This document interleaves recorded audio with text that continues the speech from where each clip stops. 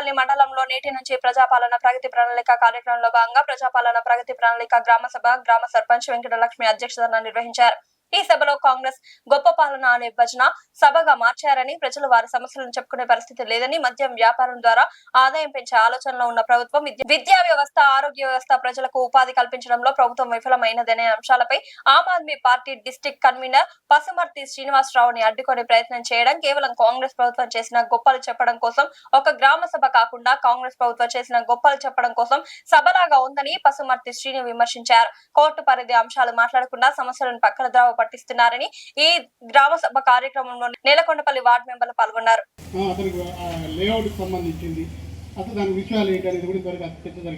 ఏదైతే గ్రామ సభలో మాట్లాడినామో అవన్నీ కూడా ఎన్ని రోజుల్లో పరిష్కరిస్తారు అనేది ఒక మాట అధికారులు ముగింపు సభలో ఖచ్చితంగా చెప్పాలి. ప్రతిదీ ప్రజలకు అవసరమైన చివరికి శ్మశానం కూడా కబ్జా చేశారంటే ఎంత నీచంగా దిగజారిపోతారో చూడండి. ఎన్ని పోరాడతామో ఎన్నిసార్లు పోరాడతాం, బెదిరిస్తారు, ఇంటి మీదకి కూడా వస్తారు.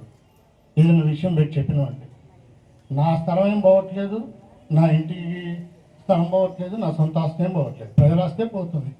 ప్రతి ఒక్కరు నాదేం కాదు కదా అని కూర్చుంటే మరి ఎప్పుడు పరిష్కారం వచ్చే సమస్యలు. పిల్లలు స్కూల్ ఉన్నారు, ఒక్క పిల్లలు 6వ తరగతి వరకు చదువుతున్నారు.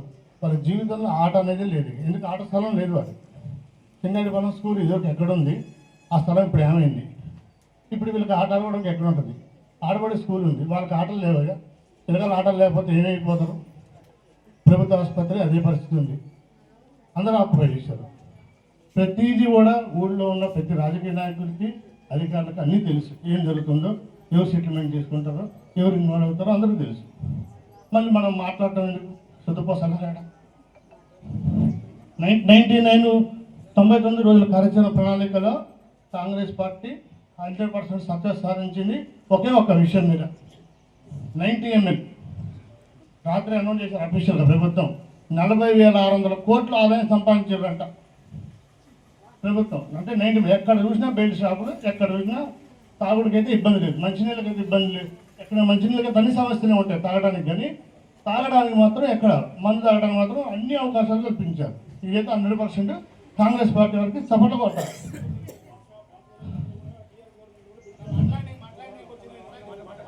ఒక్క నిమిషం మీరు చెప్పే 100% కరెక్ట్. గత ప్రభుత్వం చేసింది, కానీ గత ప్రభుత్వం చేసినప్పుడు సార్ గత ప్రభుత్వం ఇది చర్చ పెట్టట్లేదు, సమస్యలు చెప్పమన్నారు. గత ప్రభుత్వం చేయలేదని మీకు ఇచ్చారు. ఫస్ట్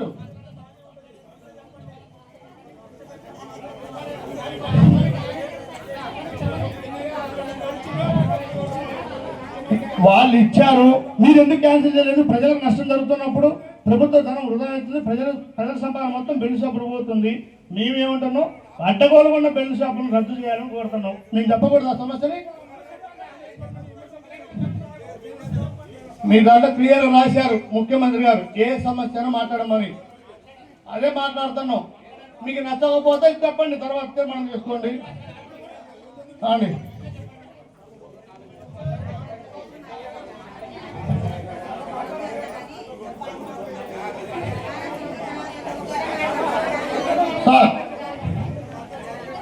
ఈ ప్రతి ప్రజలు వచ్చి మైకు పట్టుకొని వాళ్ళ సమస్యలు చెప్పలేరు. స్కూలు లేదు, బడి లేదు, ఎక్కడ పడితే ఆడ బెల్ట్ షాపులు ఇవ్వటం అనేది కరెక్ట్ కాదనేది నా ఉద్దేశం.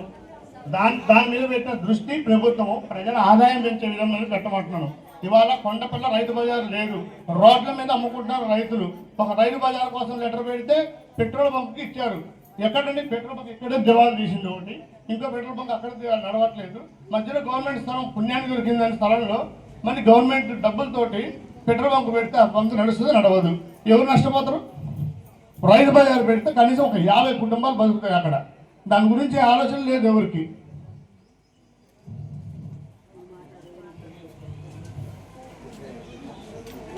ఈ విధంగా ఇవాళ ఏదైతే ప్రజల సమస్యలు మీ దృష్టికి వచ్చిందో మీరు ఖచ్చితంగా మేము 4 రోజుల్లో పన్ను నిర్మాణం చేయాలి.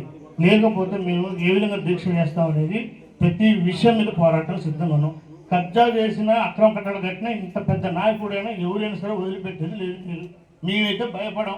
మీకు రాజకీయంగా ఇబ్బంది పడతారో, అధికారికంగా ఇబ్బంది పడతారో అని మీరు వెనకాల వేసినా మేమైతే వెనక వేయం. ఇదే విషయం చెప్తున్నాం. సంతోషం అందరూ.